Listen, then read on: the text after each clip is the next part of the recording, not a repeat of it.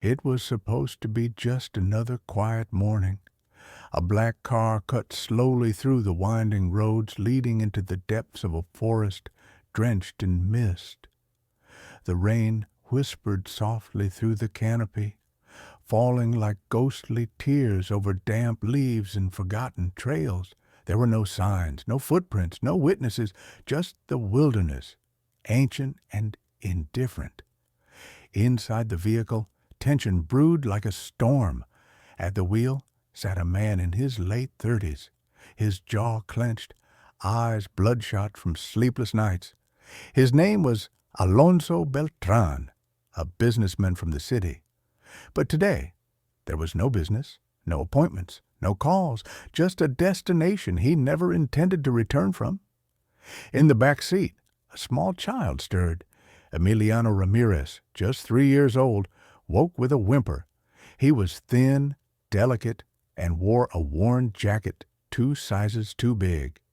His right leg, bent slightly inward from a congenital condition, made it hard for him to walk like other children, but it was his eyes that told the real story. Wide, innocent, trusting. In his little hands, he gripped a faded red scarf. It smelled like lavender, his mother's favorite perfume. She had disappeared months ago, and no one had told Emiliano why.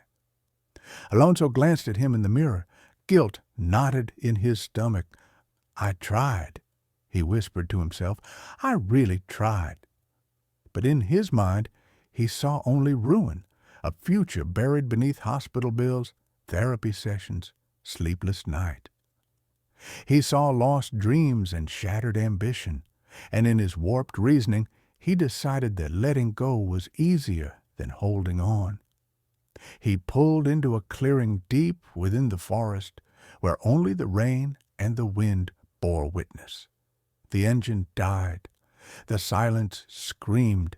He opened the door and stepped out, mud clinging to his polished shoes. With a deep breath, he opened the back seat. "Wake up, Emiliano." The boy stirred, rubbing his eyes. "Where are we, Papa?"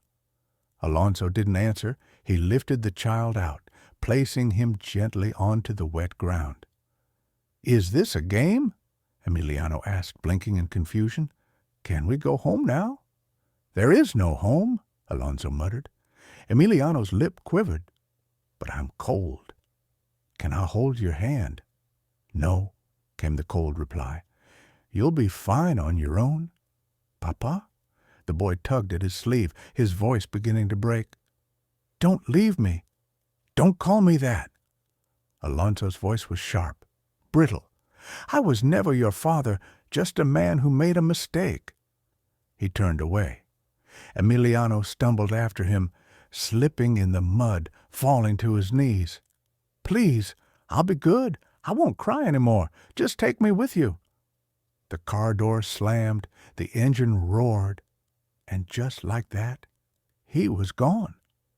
The forest swallowed the sound of tires, the rain fell harder, and the boy stood there, trembling and alone, calling out to a man who would never answer again. Time is a strange thing. It doesn't always heal. Sometimes it hardens, shapes, sharpens. 19 years later, a man stood at the edge of the same forest. His face was no longer soft. His frame, once frail, had grown lean and agile. A faint scar traced his left cheek, a reminder of battles fought far from courtrooms or homes. Emiliano Ramirez had survived, not through luck, not through mercy, but through fire. Abandoned as a child, he spent years wandering shelters, alleys, park benches. He had tasted hunger, betrayal, and the cold sting of loneliness, until one day he met Ruben, a man who offered him food in exchange for silence. Ruben didn't raise children. He trained them. By the time Emiliano was 10, he could pick a pocket clean in seconds. By 12, he could crack a safe. By 15, he could disappear from a room without anyone noticing he'd been there. But he wasn't just learning to steal. He was learning to survive.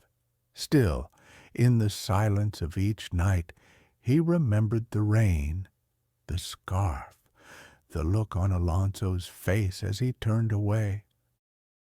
And he vowed that someday he would return, not with vengeance, but with truth. The Beltran estate had grown in the years since. Once a modest business owner, Alonso had become a respected tycoon.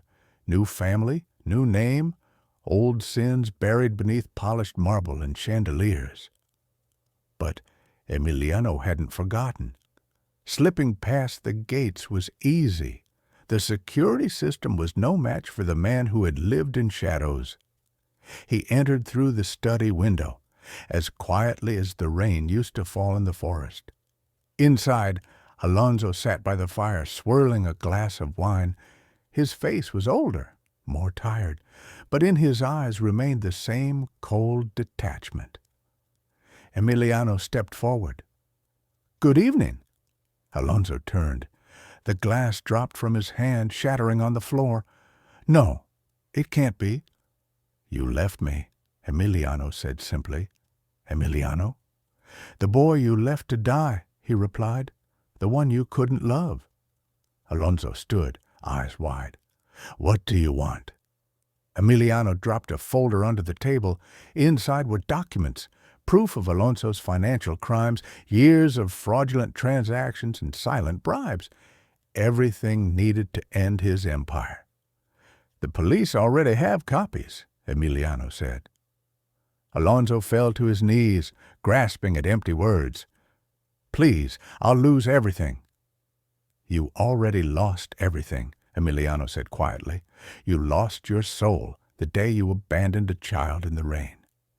He turned to leave, but before he stepped out, he reached into his coat and placed something on the family portrait above the fireplace.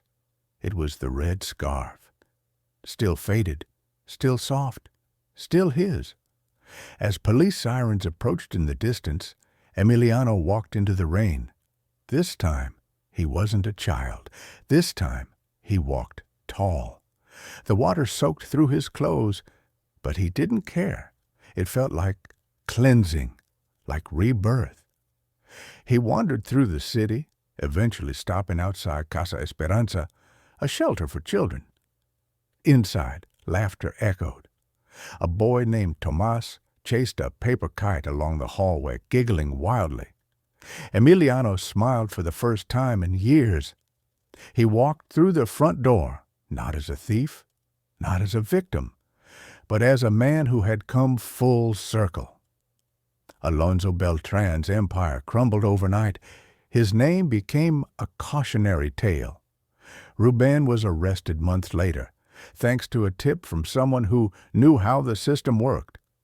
Emiliano never claimed credit. Instead, he stayed at Casa Esperanza, teaching children how to defend themselves, not with violence, but with words, with knowledge, with courage. He became a mentor, a protector, a symbol of what survival could look like when laced with compassion. The boy in the forest no longer existed. In his place stood a man with a heart forged in pain, but fueled by hope. Some wounds stay with us, but do we let them define us? Would you, in Emiliano's place, have sought revenge or done what he did? Could you face the person who broke you, not to destroy them, but to reclaim your story? Emiliano taught us something powerful, that healing is not forgetting. It's remembering and rising anyway. Thank you for reading this story of pain, perseverance, and redemption. Wherever you are on your journey, you are not alone. You are worthy, and you too can walk into the light.